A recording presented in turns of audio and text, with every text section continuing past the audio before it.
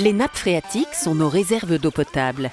Elles sont pourtant souvent contaminées, par exemple par des nitrates, principalement d'origine agricole, et les polluants émergents tels que les perturbateurs endocriniens. Aujourd'hui, on connaît encore mal les mécanismes qui se déroulent sous nos pieds, c'est-à-dire les processus de transfert de l'eau en sous-sol jusqu'à la nappe phréatique et notamment le comportement et le devenir des éléments que l'eau véhicule avec elle.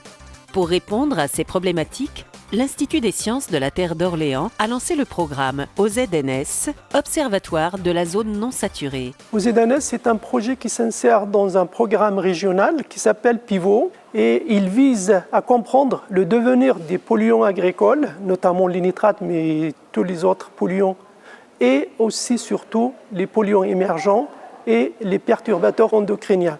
Ce projet de recherche vise à identifier comment ces polluants traversent la zone non saturée, depuis la surface jusqu'à la nappe phréatique. La zone non saturée contient de l'eau et de l'air, et c'est là que les polluants sont susceptibles de se transformer. Le transfert des polluants est soumis aux interactions, notamment avec l'eau, les gaz et les minéraux. Les racines et les micro-organismes jouent aussi un rôle important dans le devenir des polluants agricoles. OZNS va permettre d'avoir des données qui nous aident à mieux faire, à mieux agir et de soulager nos nappes phréatiques par rapport à cette pression du changement climatique et de l'impact de l'humain. Et ça permet d'accélérer ou d'aider à mieux réussir la transition écologique et d'avoir une agriculture durable qui répond aux besoins de la préservation de la qualité de nos ressources en eau et de la qualité du produit agricole. C'est d'abord un travail de terrain pour l'équipe d'OZNS. Celle-ci s'est installée sur une parcelle agricole en Beauce pour mener les recherches.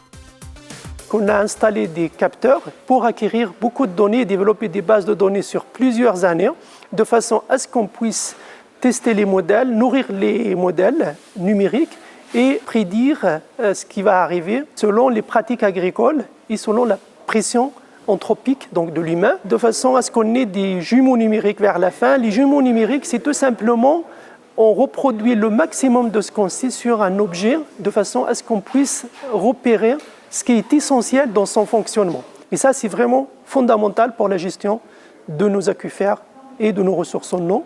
Et après, ces données peuvent servir aussi pour d'autres équipes de recherche, mais aussi des publications scientifiques pour qu'elles soient évaluées par nos pairs. OZNS s'est doté d'un outil de grande envergure et unique en Europe avec la construction en 2021 d'un puits d'accès en zone non saturée. Ces dimensions exceptionnelles de 20 mètres de profondeur et 4 mètres de diamètre sont un grand défi technologique et scientifique dédié aux objectifs d'OZNS. Il s'agissait de perturber le moins possible l'environnement durant sa réalisation. À terme, la phase d'instrumentation de ce dispositif commencera. Il s'agira d'aller installer sur l'ensemble de la profondeur de la zone non saturée des capteurs innovants en perçant les parois du puits. Ces capteurs vont permettre d'accéder à plusieurs paramètres qui régissent les transferts de masse et de chaleur au sein de la ZNS. Donc on pourra avoir par exemple des sondes qui vont nous donner des informations sur la teneur en eau, donc les quantités d'eau dans les matériaux, ou également des dispositifs qui vont nous permettre de récupérer des fluides, que ce soit de l'eau ou des gaz qui circulent dans la zone non saturée. L'application du puits est une application principalement agricole. Son instrumentation et toutes les études qu'on va faire serviront à mieux comprendre le temps que va mettre un polluant agricole comme un nitrate ou un pesticide pour passer depuis la surface du sol jusqu'à la nappe, vu que c'est une information qui est encore mal connue.